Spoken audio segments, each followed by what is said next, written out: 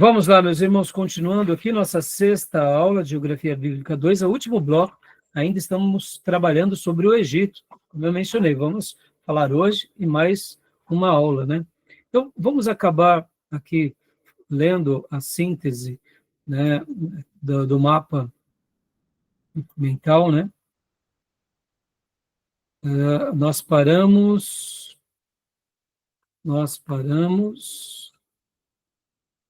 navegação, isso aqui, navegação, né? Leia para nós, Elisângela, por gentileza, né? Essa parte, Sim. por favor. Barcos de papiro betumado, fundo achatado, transporte de produtos agrícolas e passageiros, barqueiros em túmulos reais. Os egípcios, irmãos, eles usavam até certos barcos, como eles tinham, né, toda aquela questão religiosa de ir para uma terra além, para depois voltar a viver, tinham até certos barcos que eles faziam literalmente uma configuração quase como se fosse como se fosse literalmente um barco fúnebre, né? E também essa questão do papiro betumado, né? Pode ver que eles vão desenvolver bastante essa tecnologia. E como eu mencionei, o Nilo era o lugar de transporte, né, deles, porque tudo eles faziam por esse caminho, né? Continua para a gente, comunicação, minha irmã, por gentileza. Comunicação. O Nilo facilitava a comunicação rápida. Barcos de despachos para faraós. Vocês têm que lembrar que a geografia do Egito ela é muito complicada. São muitos montes, né? Muitos vales. E, querendo ou não, a água ela segue, né, o seu curso. Então, isso facilita muito. E os faraós, claro que eles aproveitavam isso. Aqui, o comércio, né? Eles tinham... olha só, lembrando também que ali no Delta você já está também no Mediterrâneo, né? Então você tinha toda essa questão do Mar Vermelho de um lado, Mediterrâneo do outro, e internamente, né, o Nilo. Leia para nós, meu irmão, por gentileza. Intercâmbio com Canaã, Síria, Fenícia, Itéia e Líbano, com Somália e Etiópia, o Mar Vermelho, e exportação de trigo, centeio, cevada, linho, papiro, e importação madeira, cobre, incenso, perfume e azeitona. Agora fica muito mais claro quando o Império Egito, o Império Romano também conquista, né? Logo depois o Império Grego já tinha ali conquistado também o Egito, mas principalmente os romanos, a importância de Alexandria. Irmãos, essa questão do comércio, ela é fundamental até na história contemporânea, porque a África, muitas vezes, e muitos países africanos, eles sofrem. É simples, irmãos, eles não têm um acesso ao mar. Um país que não tem acesso ao mar, ele depende do outro. Ele depende das suas fronteiras para negociar. Ah, pastor, tem avião. Tá bom, irmãos, avião é para um grupo da sociedade. A gente tem que pensar que um país ele se desenvolve e as suas rodovias e os seus mares são as artérias, né, que unem a comunicação mundial e essas rotas comerciais. Por isso que o Egito também aqui ele foi muito privilegiado, porque ele não era rota necessariamente de ninguém. Canaã já era rota, né? Canaã era a rota da Anatólia, né? Saía lá de cima, né? Os hititas passavam por Canaã e chegavam lá no Egito, né? O povo da Suméria, de uma forma geral, da Mesopotâmia, passava por Canaã. Os egípcios passavam por Canaã, ou seja, Canaã era meio do caminho de tudo, né? É estratégico. Deixa eu até fazer uma fala aqui, irmãos. Eu gosto muito de olhar a vida na ótica espiritual, acreditando que Deus está trabalhando sobre tudo e todos, que Deus não perdeu o controle de nada, mas tem hora que eu deixo esse pensamento um pouco de lado e olho pelo aspecto humano, porque a gente não pode deixar de ser inteligente. Por exemplo, quando hoje a gente pega aqui, ó, deixa eu fazer essa apresentaçãozinha básica aqui para vocês. Ó, olha aqui, ó. Por que os Estados Unidos apoiam tanto Israel, irmãos? O que vocês acham? Você acha que é simplesmente porque os Estados Unidos ele é um país cristão, apaixonado pelos judeus? Não, meu Deus, riquezas. Esquece. Aqui, meus irmãos, é a ponta de entrada para o Oriente Médio. É o acesso para toda outra região que você quer chegar.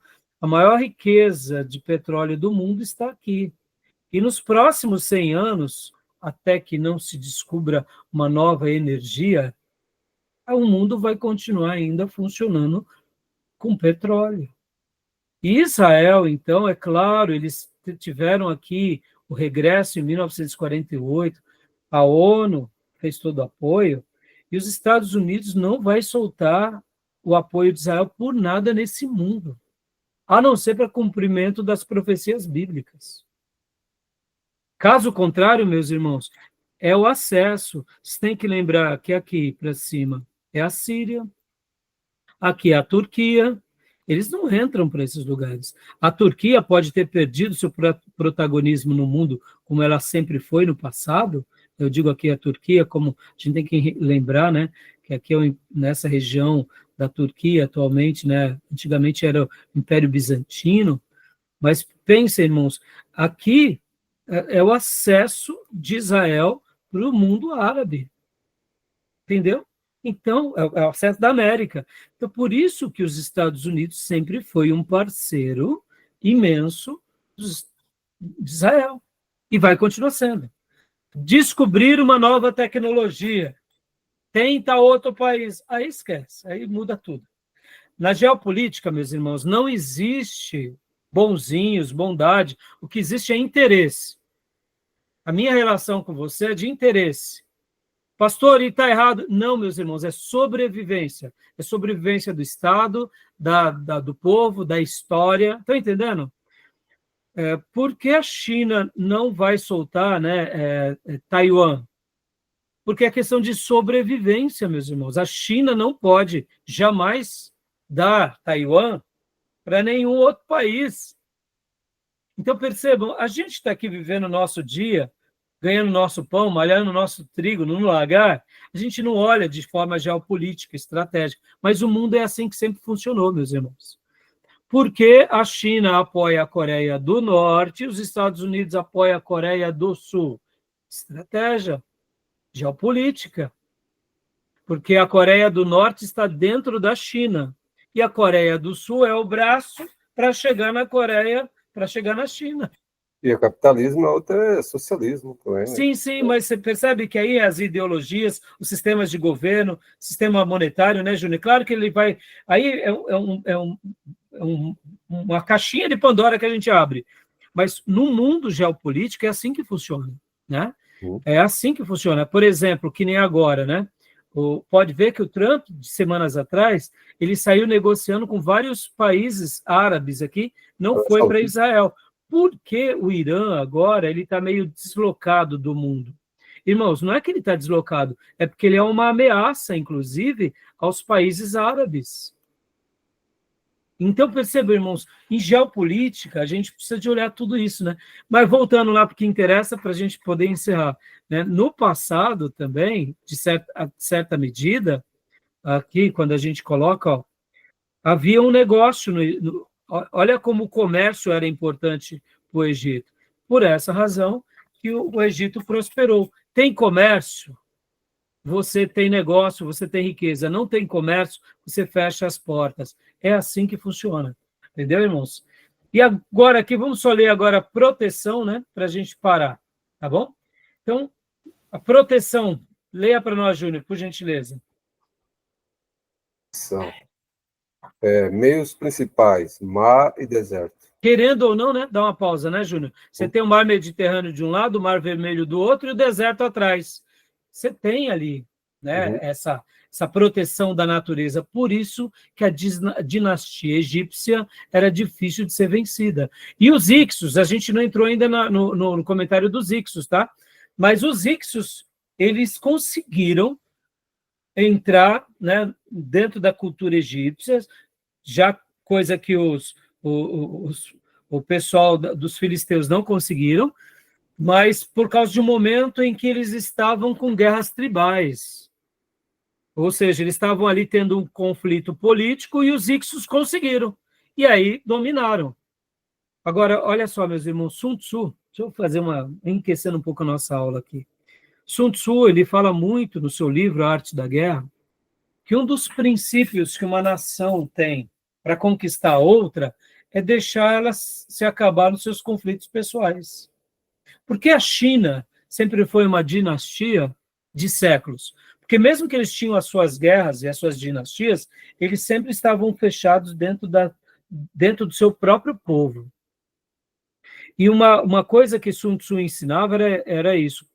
Quer conquistar um povo? Envie os seus espiões para aquele povo, faça com que eles se tornem escravos dos vícios, de uma vida pregressa, porque eles vão se implodir por dentro, e aí é muito fácil depois você vir dominá-los. Isso são táticas de guerras milenares, irmãos. Sun Tzu era o general chinês, escrito no livro A Arte da Guerra.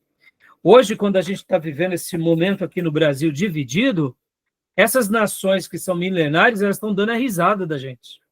Por quê? Porque a gente tem uma riqueza brilhante e a gente está se perdendo por causa de besteira.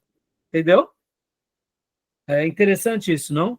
Lembra que Jesus disse, né, que todo reino dividido não prosperará. A África foi assim. A África até hoje é assim, né, Júlio? É a tribo, né? Nunca se consolida um poder. E aí, Júnior, quando a gente começa a ver quem são os países que apoiam os africanos, é a França, a Rússia. Que é ex-colônia também. São colônias, e aí eu te digo, por que eles não desenvolvem? Para que desenvolver? Se eu posso continuar dominando? É a ideia imperialista que ainda mantém em quem governa o mundo. Irmãos, é assim que o mundo funciona, tá? Por isso que a gente tem que pregar o evangelho para ter pessoas realmente de um novo viés para construir um mundo melhor. Porque senão, irmão, a gente vai ficar vivendo, né, nesse tribalismo. Então, continua aqui para nós, Júnior, por favor. Norte, Mediterrâneo. Ocidente, deserto da Líbia. Sul, Sudão, Núbia e Cataratas. Leste. Ou seja, né, cada uma coisa mais difícil do que a outra. Leste, Mar Vermelho. Ponto vulnerável. Sinai. Ou seja, e aí é um ponto vulnerável, mas mesmo assim basta você ter. Então, ou seja, uma nação que só tem um ponto vulnerável, fica tranquilo, Marcão, fique em paz. Deus abençoe. Então, né, é interessante, né? E as montanhas do Sinai também, né, Júnior? O Sinai é um ponto vulnerável, mas temos também o quê? As montanhas do Sinai. Já não é um ponto vulnerável, né? Uhum. Né? Então, continua para nós, Júnior, por gentileza. Lei rigorosa proibia estrangeiros. Então, eles tinham, né, um cuidado muito grande, né, contra os estrangeiros. Né? É uma maneira de se preservar, né? De manter a sua identidade. Tá bom, meus irmãos? Olha, paramos aqui em proteção, né? Eu quero gastar um tempo. Eu queria ter lido bastante o livro-texto com vocês, mas eu acho que a aula foi bem produtiva, né? E espero que está dando uma boa contribuição para todos vocês. Tá bom, meus irmãos? Tranquilo? Beleza. Tá bom? Então, alguma pergunta, alguma dúvida? Tranquilo. Não? Então tá jóia. Então, Deus abençoe. Nos vemos. Não teremos aula nessa quinta, só na outra, tá? Ok. Fiquem com Deus, meus irmãos. Amém. Boa noite. Amém. Deus Boa abençoe. noite. Tchau. Amém. Graças a Deus, pessoal. Boa noite. Deus abençoe. Acorda, Diego. Diga por Deus. Deus abençoe.